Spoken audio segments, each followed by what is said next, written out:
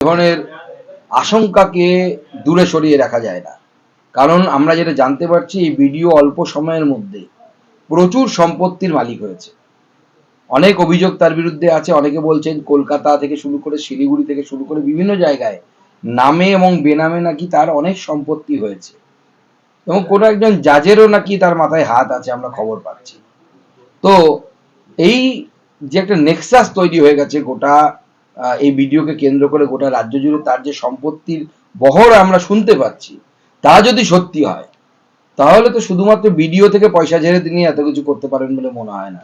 এই ধরনের কোনো অবৈধ কাজ, সেটা সোনা পাচার হোক বা অন্য কোনো ধরনের পাচার, এর সাথে ড্রাগসের কোনো কারবার আছে কিনা, এই সবই তদন্ত হওয়া উচিত বলে আমার মনে হয়। আন্দোলনে নামবেন এটা নিয়ে বা কিছু? না, সে তো অবশ্যই। আমাদের পার্টি তো এই বিরুদ্ধে বারবার প্রতিবাদ করে চলেছে। প্রয়োজনে এই ভিডিওর ভোটের আগে একে সরাতে হবে। একে রেখে ভোট করানো যাবে না।